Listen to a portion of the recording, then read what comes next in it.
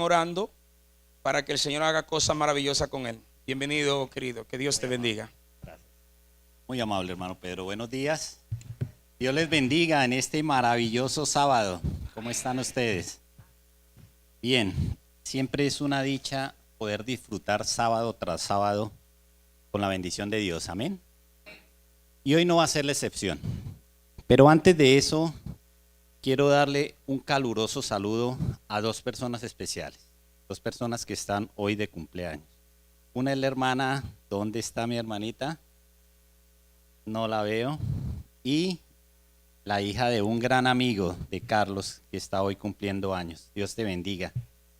Gracias por estar aquí. Carlos y su familia es una familia de colombianos que hemos podido compartir un poco de tiempo nomás aquí en los Estados Unidos. Y hoy han sido mis invitados y les agradezco y le doy gracias a Dios por permitir que estén en esta mañana aquí reunidos con nosotros. ¿Quiénes le dan la bienvenida? Bienvenidos.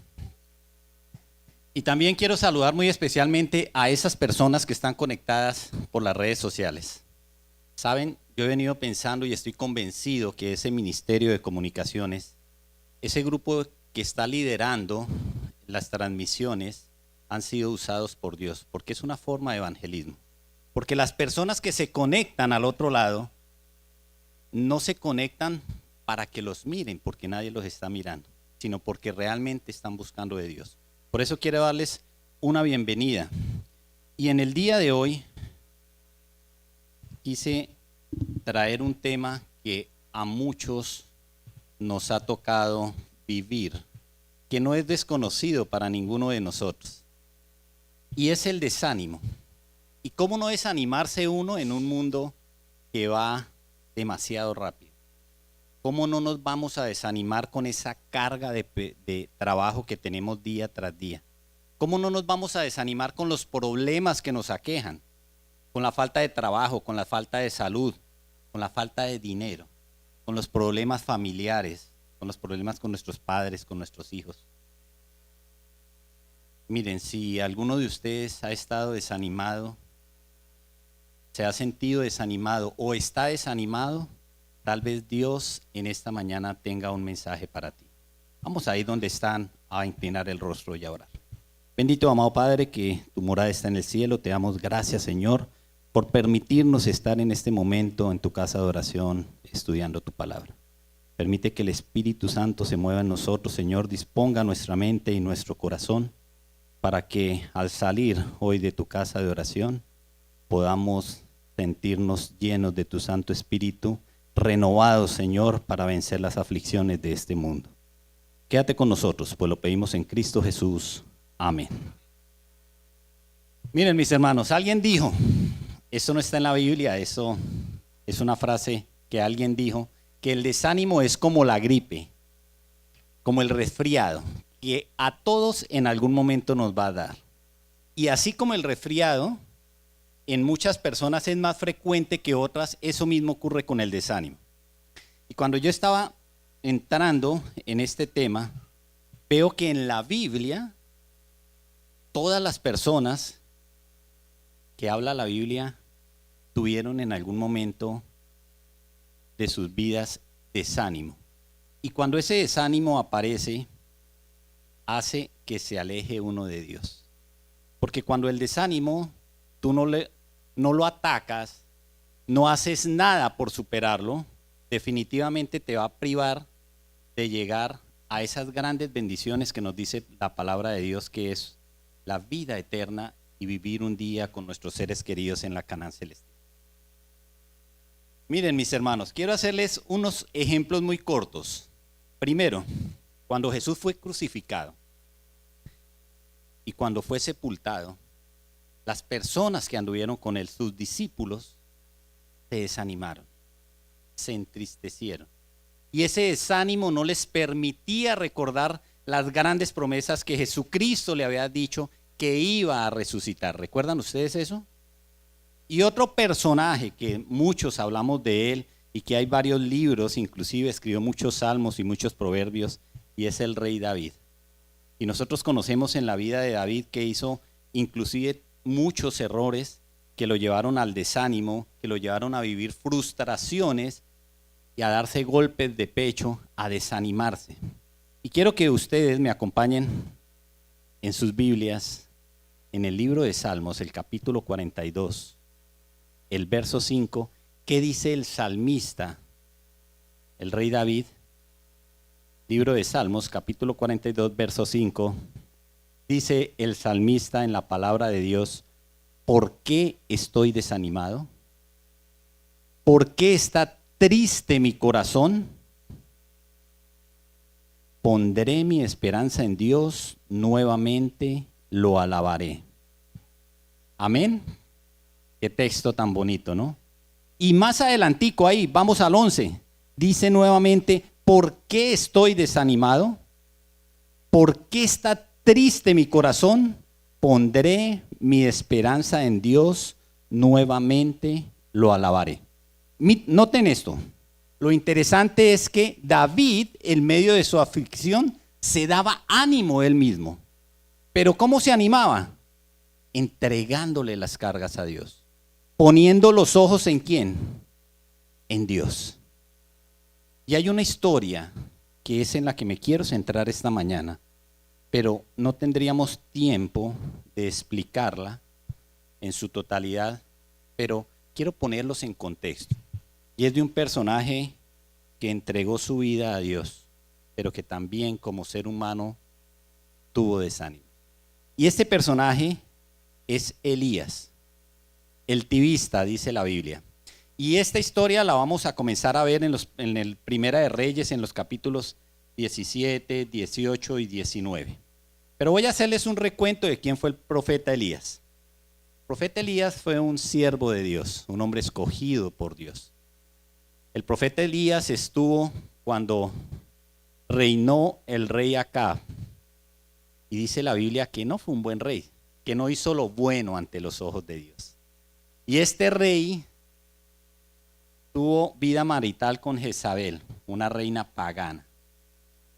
Y en esa época el pueblo de Israel se alejó de los caminos de Dios y se dedicó a la idolatría.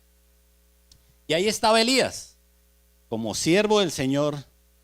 Un día vino la palabra de Dios a Elías y le dijo: mire Elías, vaya hasta donde el rey Acab y dígale que por la idolatría no va a llover durante 3 años.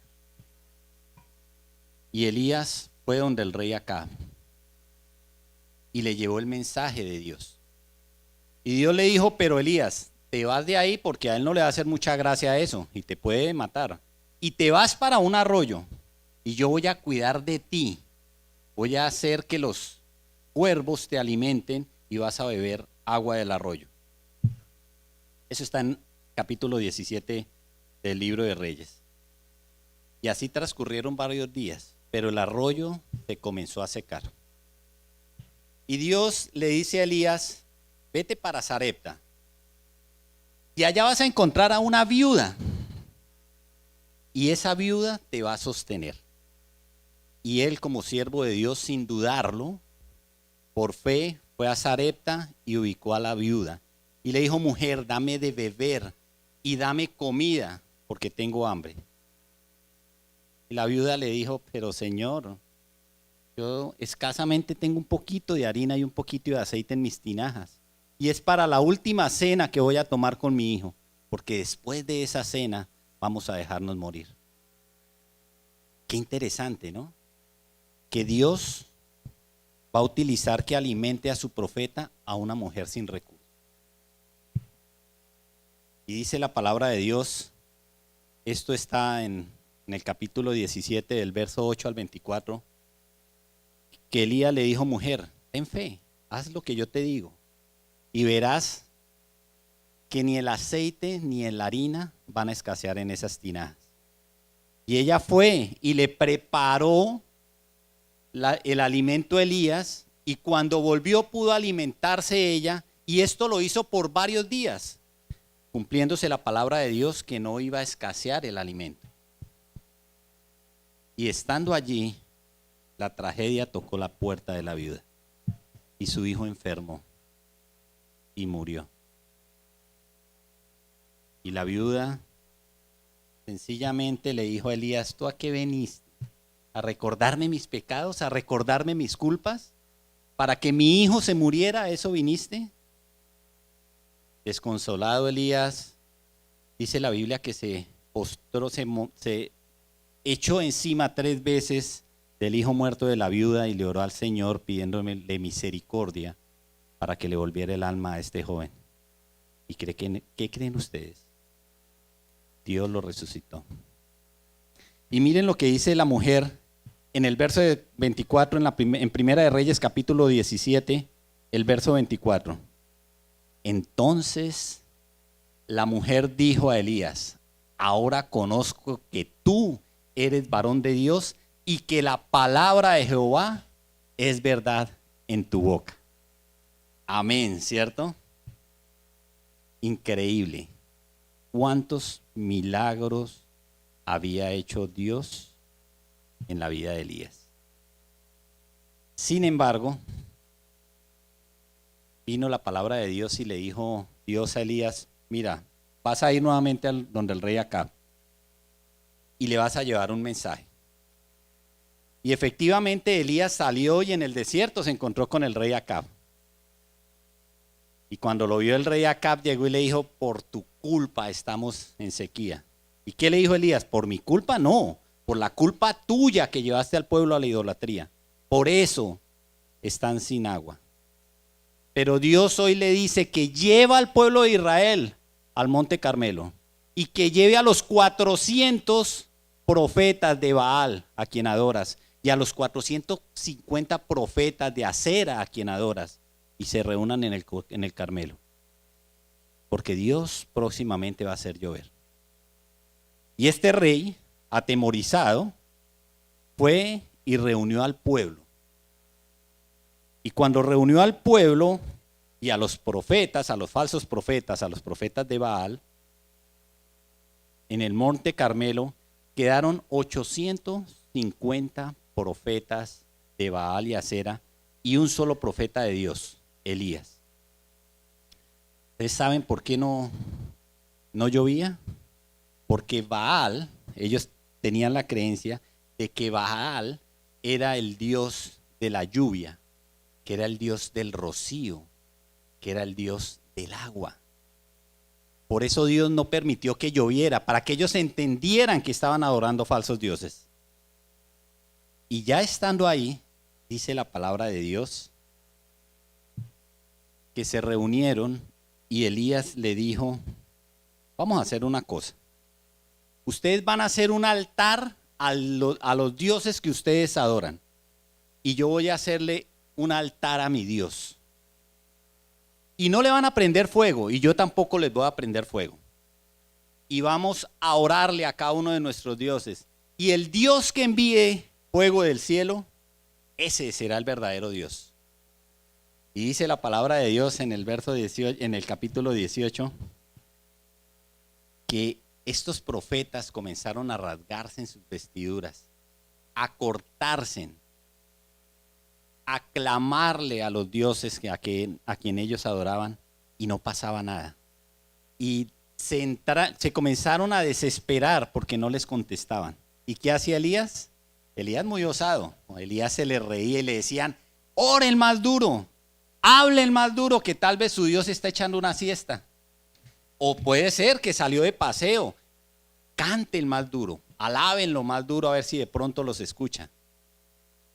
Y se estaba terminando la hora del holocausto y dice la palabra de Dios que no contestaron. Y ellos ya exhaustos renunciaron a seguirle alabando. Pero miren lo interesante. Comienza Elías a organizar el altar para el Señor. Cogió 12 piedras, una por cada tribu de Israel. Armó su holocausto. Y de paso le dijo a los de Israel que metieran varias tinajas de agua encima del holocausto y que mojaran muy bien. Varias veces, 3 veces, dice la palabra de Dios, que echaron agua hasta que escurría la madera y el holocausto. Y Elías se postró ante Dios y le dijo al Señor, Señor, es necesario que ellos sepan que tú eres el único Dios. en un tiempo corto, vino fuego del cielo y consumió hasta las piedras del altar que le habían hecho a Dios. Miren, hermanos, qué historia tan magnificante, qué historia tan hermosa. Yo sentía una alegría de pasearme por esos pasajes bíblicos y decir, tenemos un Dios que realmente llena o sobrepasa cualquier expectativa que nosotros tengamos del poder de Dios. El pueblo de Israel cayó arrodillado ante el Dios. Volvieron su mirada a nuestro Señor. Y Elías mandó que apresaran los 850 profetas, que los bajaran a un arroyo. Y allí fueron degollados. Una tradición. Y entonces le dice el profeta Elías, le dice al rey Acab, le dice, ve, sube y come, descansa, porque ya se está escuchando la lluvia. Y no era que estuviera lloviendo, sino que la fe del profeta Elías entendía que si Dios le había dicho que iba a llover, él creía en la palabra del Señor. Entonces Elías comenzó, perdóneme, antes de seguir, dice en el verso 41 del capítulo 18, dice, entonces Elías dijo a Acab, sube y come y bebe, porque la lluvia grande se oye. Miren, habían 45 kilómetros desde el monte Carmelo al palacio del rey. Estaban bastante retirados. Y el profeta comenzó a orar y le dijo a su siervo, pase para la punta del monte Carmelo y mire si ya viene la lluvia. Y el profeta iba y le decía, no, el siervo del profeta le decía, no, todavía no veo nada. Dijo, vuelve y sube. Y vuelve y sube, y así lo hizo por 7 veces. Y en la 7ª vez vino y le dijo, profeta, mire, hay una nube como el tamaño de una persona subiendo del mar, una nube muy pequeña. Y le dijo, ve y le dices al rey acá que baje, que tenemos que irnos para el palacio porque va a venir un torrencial aguacero. Y así fue. El libro de Profetas y Reyes dice que era tan fuerte la lluvia que quien manejaba el carro del rey Acab no tenía visibilidad, no podía ver más allá de cerca de 1 metro de distancia. Entonces, ¿qué hizo Elías? Se paró al frente del carro y comenzó a correr para guiar el carruaje del rey. Corrió 45 kilómetros y cuando llegó al palacio, dice Profetas y Reyes, que estando cansado y exhausto, en la entrada del palacio se quedó dormido, cansado. Pero esto no es que él sea un superhéroe, sino que Dios lo fortaleció.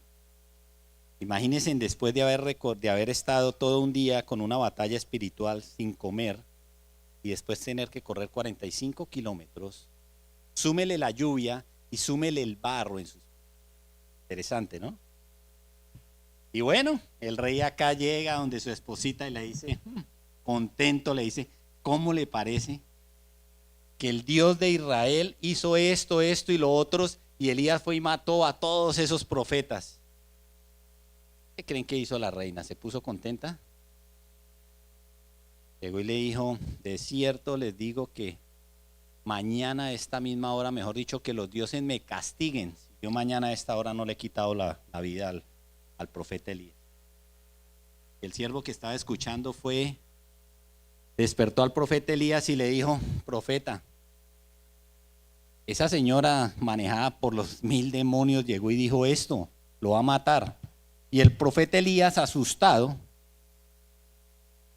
alzó vuelo, se fue, porque tuvo temor de perder la vida.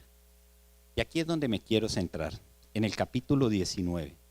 Es donde quiero sacar la reflexión en esta mañana. Dice el verso 1 del capítulo 19 de Primera de Reyes, dice el verso 1, Acab dijo a Jezabel la buena nueva de todo lo que Elías había hecho y de cómo había matado a espada a todos los profetas. Entonces envió Jezabel a uno de sus mensajeros diciendo: así me hagan los dioses, si aún me añaden, si mañana a estas horas no he puesto a tu persona como la de uno de ellos. Dice el verso 3, pues viendo el peligro, se levantó y se fue para salvar su vida. Y vino desde Berseba, que estaba en Judea, y allí dejó a su criado. Miren, desde el palacio del rey hasta Berseba habían 130 kilómetros, lo que hace el miedo. 130 kilómetros recorrió Elías para preservar su vida. El espíritu de profecía, el libro Profetas y Reyes, nos da una visión un poco más amplia de este episodio. Y quiero compartir unas citas muy cortas. Profetas y Reyes en la página 117, el verso 1, dice: pasando adelante, llegó pronto a abrigo de su palacio y allí relató a su esposa los maravillosos sucesos y acontecimientos de ese día. Está hablando del rey Acab. Así como la admirable revelación del poder divino que había probado a Israel que Jehová era el Dios verdadero. Más adelante dice: esa noche un mensajero despertó al profeta cansado y le transmitió las palabras de Jezabel. Así hagan llegar los dioses, así me añadan, si mañana a estas horas yo no he puesto a tu persona como la de uno de ellos. Parecía que después de haber manifestado valor tan indominio y de haber triunfado tan completamente sobre el rey, los sacerdotes y el pueblo, Elías ya no podía ceder al desaliento ni verse acobardado por la timidez. Pero el que había sido bendecido con tantas evidencias del cuidado amante de Dios, no estaba exento de las debilidades humanas, y en esa hora sombría le abandonaron su fe y su valor. Se despertó aturdido, caía la lluvia del cielo, y por todos los lados habían tinieblas, olvidándose de 3 años antes lo que Dios le había dirigido sus pasos para un lugar de refugio donde no lo alcanzaron ni el odio de Jezabel ni la búsqueda de Acab. El profeta huyó para salvar la vida, llegando a Berseba. Allí dejó a su criado y se fue por el desierto un día de camino. Miren, mis hermanos, a veces nosotros nos acobardamos, podríamos decirlo así, por las situaciones que tal vez podemos que se nos salgan de nuestras manos. Y posiblemente erramos y nos caemos. Pero tenemos que tener la confianza que si vuelves tu mirada a Dios, Él nos restablecerá. ¿Por qué les digo esto? Miren lo que dice el capítulo 18, el capítulo 19, el verso 4, dice la palabra de Dios: y él se fue por el camino del desierto un día de camino y se sentó debajo de un enebro. Y deseando morirse dijo: basta ya, oh Jehová, quítame la vida, pues yo no soy mejor que mis padres. Y el verso 5 dice: y echándose debajo del enebro se quedó dormido. Y he allí que un ángel lo tocó y le dijo: levántate y come. Y miren, mis hermanos, dije: ¿cómo así? Acaba de dudar del Dios que años atrás lo estuvo sosteniendo, y nuevamente Dios le envía un ángel para cuidarlo, para alentarlo. Y dice que cuando él se despertó, comió y bebió. Y nuevamente la Biblia registra que vuelve y lo toca un ángel y le dice: come y bebe, porque tu camino es largo. Lo siguió fortaleciendo, porque eso hace Dios con sus hijos, no nos deja solos. Dice el verso 8: se levantó pues y comió, y fortalecido con aquella comida, caminó 40 días y 40 noches hasta Horeb, en el monte de Dios. Y allí se metió en una cueva donde pasó la noche. Vamos a dejarlo hasta ahí. Cuando llegó a esa cueva, estaba en busca de Dios. Él sabía que se había equivocado, pero sentía la necesidad de encontrarse con la presencia de Dios. Y eso en muchas ocasiones, cuando nosotros nos equivocamos y el Espíritu Santo nos toca, nosotros también caemos en cuenta y volvemos nuestra mirada a Cristo Jesús. Pero en muchas ocasiones, en muchísimas ocasiones, preferimos desistir y coger la vía más fácil. ¿Qué hacer cuando eso ocurre? ¿Cómo lograr que nosotros, cuando tengamos ese desánimo o se nos presenten esos problemas, salir adelante para superar esos problemas? Quiero compartir con ustedes lo que dice el salmista en el capítulo 31, el verso 24. Es una invitación que nos está haciendo Dios en esta mañana. Dice la palabra del Señor: esforzaos todos vosotros los que esperan en Jehová, y tome aliento vuestro corazón. Tengo aquí otra versión, la versión en lenguaje actual. Dice: todos ustedes los que confían en Dios, anímense y sean valientes. Miren, mis hermanos, comencé a tratar de orientarme por qué nosotros nos desanimamos y cómo podríamos salir de ese desánimo. Y encontré las respuestas en la palabra del Señor. Y quiero que ustedes se vayan a casa y ojalá puedan recordar alguna de estas 5 cosas que debes entender, que debes practicar cuando estés desanimado, cuando los problemas lleguen a tu vida. La primera que tienes que preguntarte es lo que hizo el profeta David. Preguntarte por qué estás desanimado. ¿Qué es lo que te desanima? ¿Qué es lo que te preocupa? ¿Es tu trabajo? ¿Es la deuda lo que te desanima? ¿Es que te hicieron mala cara en la iglesia? ¿Es que no la vas con algunos hermanos? ¿Es que tal vez no puedes con el temperamento del otro hermano? ¿Qué te desanima? ¿Te desanima algo malo que hiciste y no has podido superar? Miren, lo primero que tú identificas de por qué estás desanimado es poderle entregar esas cargas a Cristo Jesús. Miren, Él ya pagó por todos nosotros. No podemos llevar una carga solos. Si Cristo Jesús vino a morir por ti y por mí, fue para salvarnos de esos pecados que cometimos. Si tú entregas esa carga a Dios, vas a poder salir victorioso de las dificultades. Entonces, lo primero que tienen que preguntarse es: ¿por qué estoy desanimado? Lo segundo que tenemos que aprender es que todas las cosas de este mundo son pasajeras. Hay un adagio popular que dicen que no hay mal que dure 100 años ni cuerpo que lo resista. Eso es cierto. Y si no, los invito a que vayamos al segundo libro de Corintios, segunda de Corintios, en el capítulo 4. Segunda de Corintios, en el capítulo 4, el verso 17. Mire lo que dice la palabra de Dios.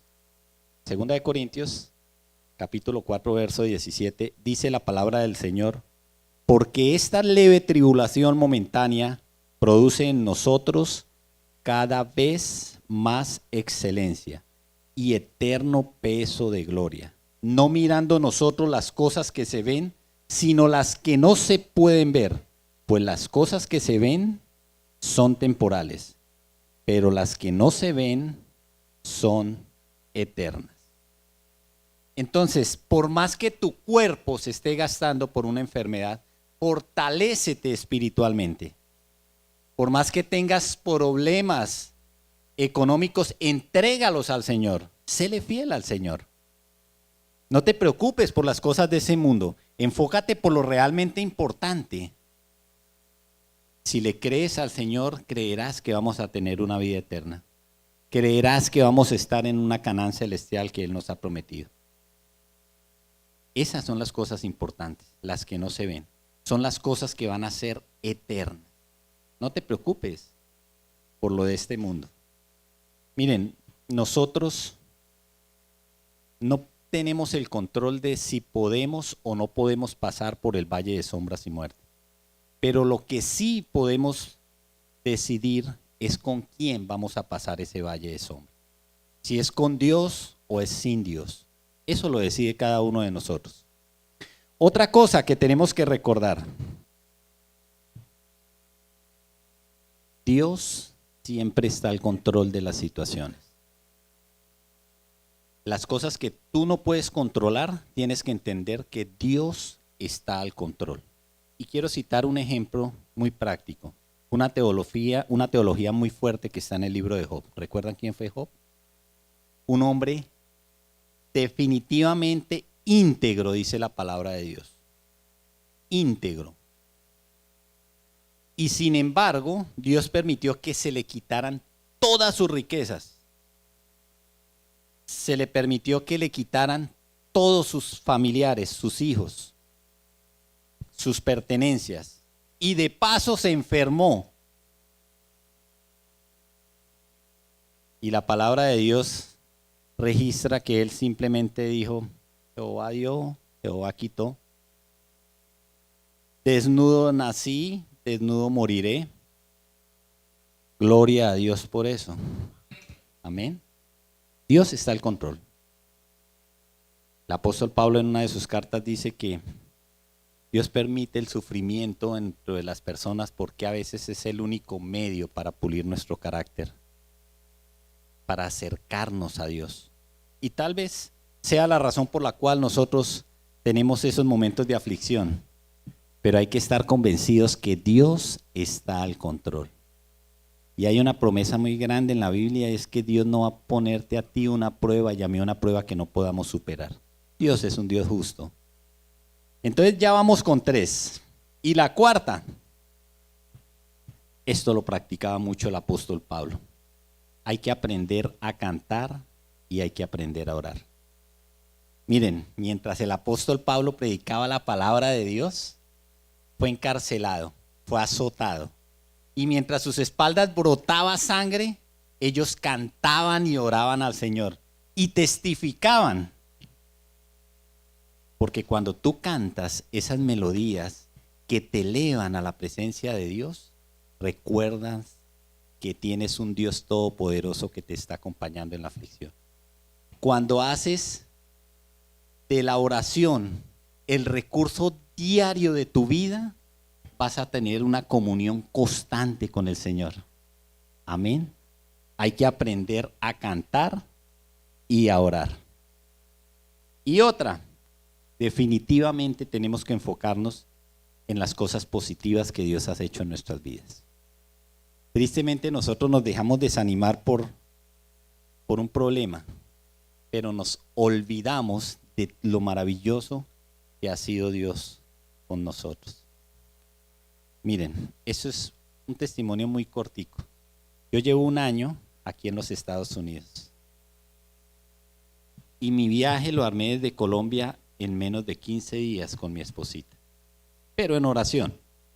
2 iglesias orando. La iglesia de Pancos y la iglesia de Colombia donde nos reuníamos. Y los únicos que sabían que íbamos a venir por frontera era el pastor, mis hijos, mi esposa y aquí el suscrito. Y cuando hicimos todo ese proceso y Dios nos mostró el camino porque las cosas se fueron dando, llegamos a la frontera y conocí muchas personas, muchísimas personas, que comenzaron a dar los testimonios de lo difícil que les tocó vivir para llegar a ese punto donde estábamos reunidos. Y yo escuchándolos, todos los pormenores, todos los problemas que tuvieron, me preguntaron, ¿y tú qué? Y yo decía, no, yo bien, no, yo bien. Pero yo decía, 2 días estuve allá, ellos me decían, bien, Dios, sí, yo cogí mi avión, México, ¿sí? De allá un señor me entregó ahí en frontera y ya, aquí estoy, así de fácil. Digo, ¿en serio? Sí, en serio. Así de sencillo. Entendí cuando estaba ahí encerrado que me faltaban muchos himnos por aprenderme porque tuve tiempo de recordarlos y no me los sabía. Entendí que me faltaban muchos versículos de memoria para meditar si tú no tienes la Biblia. Entendí que yo estaba ahí cuidado por los santos ángeles de Dios. Y estando ya aquí en los Estados Unidos, Dios ha sido bueno conmigo, sin embargo las dificultades vienen. No ha sido fácil. Y cuando tú tienes un trabajo donde eres independiente, es difícil batallarlo en un país con un idioma diferente, con un manejo económico diferente, y se presentan algunas dificultades económicas. Y cuando llegaron esas dificultades, yo dije, pero yo a qué me vine de mi país sola, ¿quién me estaba llamando para venirme para acá? Ahí dije que es que uno mismo se busca los dolores de cabeza, pensaba yo. Y Dios me respondió con una bendición siguiente. Me sentí tan mal con el Señor, porque cuando tú te desenfocas de las cosas buenas que Dios ha hecho por ti, te quejas de lo poco malo que te ha pasado. Entonces, si nos enfocamos en lo que Dios ha hecho en tu vida, vamos a salir victoriosos de las pruebas que nos pone el enemigo. Miren, mis hermanos, el desánimo es un arma silenciosa que Satanás utiliza para arrastrarte a la perdición. Y le ha funcionado, porque muchos de nuestros familiares están por fuera de la iglesia por esa razón. Porque no se hallan en la casa de Dios. Porque no les gusta, porque tal vez no se sienten bien, no es lo bueno. Porque este mundo les ofrece cosas que nosotros le cohibimos. Se desaniman. Nosotros debemos aprender a entregar nuestras cargas a Dios, mis queridos hermanos. Si nosotros no confiamos en el Señor, no vamos a poder avanzar por fe. Porque muchos decimos confiar en el Señor. Sin embargo, no hacemos de la oración lo primero en el día. No lo alabamos.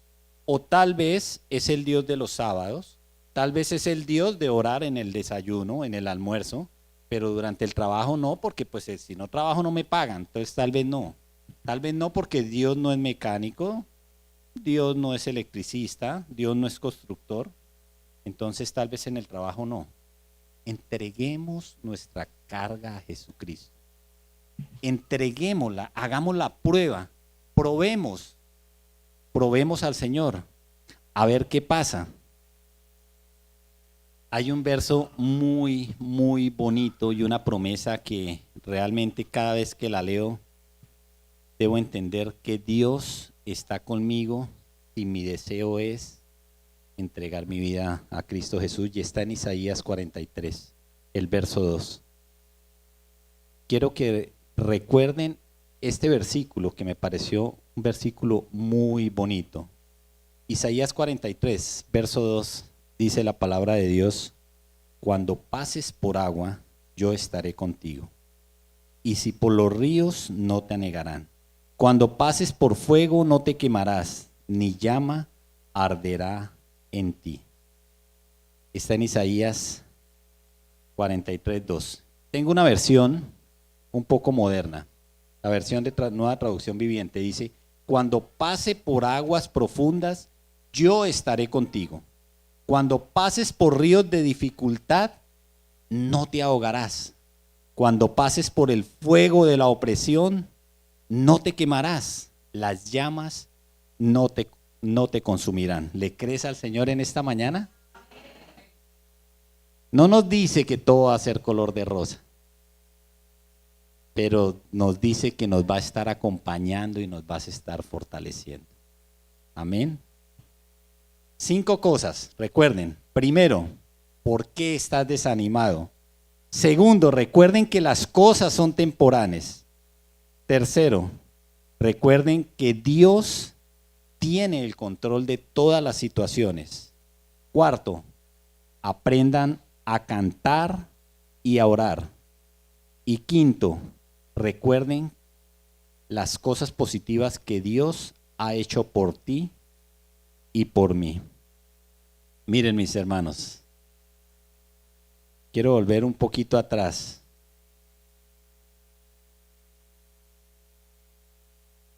Primera de Reyes, capítulo 19, verso 9 dice: allí se metió en la cueva donde pasó la noche, y vino a él la palabra de Jehová, el cual le dijo: ¿qué haces aquí, Elías? ¿Qué haces aquí? Y el Señor le estaba preguntando a Elías no porque no supiera, no le estaba hablando de la ubicación geográfica, sino le estaba diciendo: a ver, Elías, pero si acabamos de tener unos años maravillosos de relación conmigo, ¿tú qué haces acá, hombre? ¿Por qué salió corriendo? Miren lo que dice Profetas y Reyes en la página 123, el verso 3. Dice: Dios preguntó a su siervo: ¿qué haces aquí, Elías? Te mandé al arroyo de Cherid y después a la viuda de Sarepta. Te ordené que volvieras a Israel y te presentaras ante los sacerdotes idólatras en el monte Carmelo. Luego te ceñí de fortaleza para guiar el carro del rey hasta la puerta de Jerzel. Pero ¿quién te mandó a huir apresuradamente al desierto? ¿Qué tienes que hacer acá?, le pregunta el Señor. Y tal vez Dios te pregunte en esta mañana: ¿por qué te desanimas? ¿Es que acaso no he visto lo maravilloso que he sido contigo? ¿Por qué te desanimas? ¿No confías en mí?, dice el Señor. Tristemente, cuando desviamos nuestra mirada de nuestro Salvador, es cuando nos metemos en problemas. Esto es una lucha, y la palabra de Dios nos dice que no estamos peleando con carne, ¿cierto?, sino contra potestades, con alguien muy poderoso que va a buscar la manera de desviarte, de desanimarte, de que cojas el camino más fácil. Pero cuando tú decides entregarle las cargas a Dios, van a haber cambios importantes en tu vida. La palabra de Dios dice que si tus pecados fueren como la grana, serán emblanquecidos. Y que si fueren rojos como el carmesí, van a ser como blanca lana.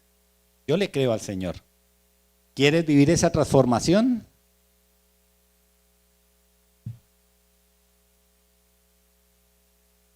Recordemos que nosotros estamos en este mundo de paso. Qué maravilloso es podernos despertar un día con nuestros seres queridos, ¿no? Qué maravilloso estar en esa Canaán celestial. La palabra de Dios dice en uno de los versos que más me gusta: he aquí que este es nuestro Dios, le hemos esperado y Él nos salvará. Yo le creo al Señor. Por eso quiero invitarles en esta mañana que si tú quieres entregarle las cargas a Dios, si tú quieres que Dios esté al control de tu vida, que si quieres darle la oportunidad de caminar como el Señor, de serle fiel a Dios y de que Él more en tu hogar, en tu pensamiento, en tu corazón, que te pongas en pie en esta mañana y cantemos el himno número 183. En el himnario nuevo, el himno número 183. Pero cuando lo cantemos, medite en lo que está diciendo este himno, en las promesas, en que nos recuerda que Dios no se ha olvidado de nosotros, que Dios estará con nosotros, como dice la palabra, todos los días hasta el fin del mundo.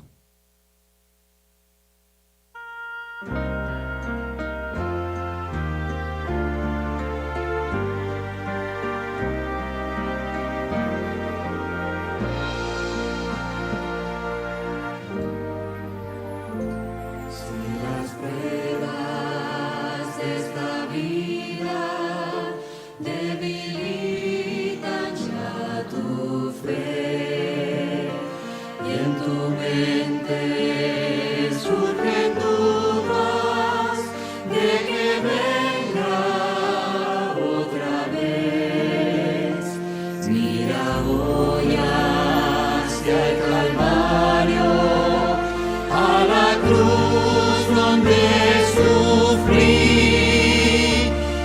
más prueba quieres que esta, que amé hasta morir.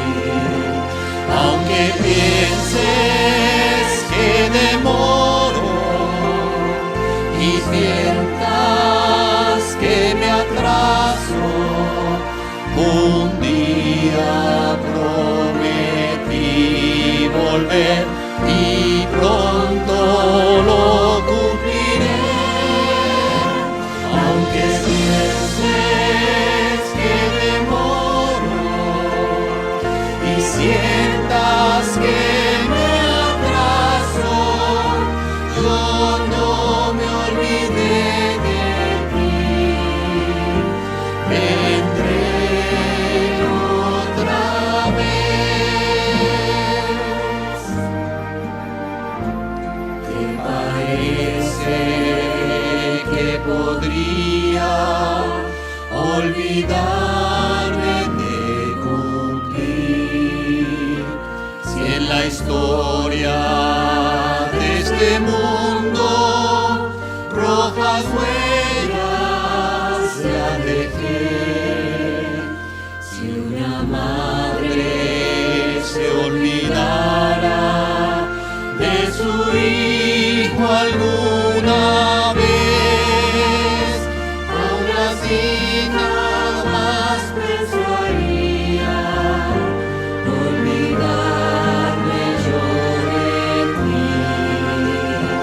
Aunque pienses que demoro y piensas que me atraso, un día prometí volver y pronto lo cumpliré.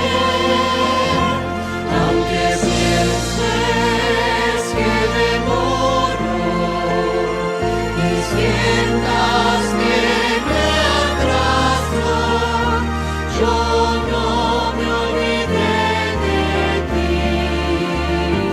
Vendré otra vez. Amén. Vamos a orar. Bendito y amado Padre, que tu morada está en el cielo, te damos gracias, Señor. Gracias por permitirnos meditar en tu palabra, Señor. En tus manos de amor entregamos cada una de nuestras aflicciones, Señor. Permítenos pasar este valle de sombras y muerte con tu presencia, Señor. Fortalecidos en las grandes promesas que nos dices en la palabra, que estarás con nosotros todos los días hasta el fin del mundo, Señor.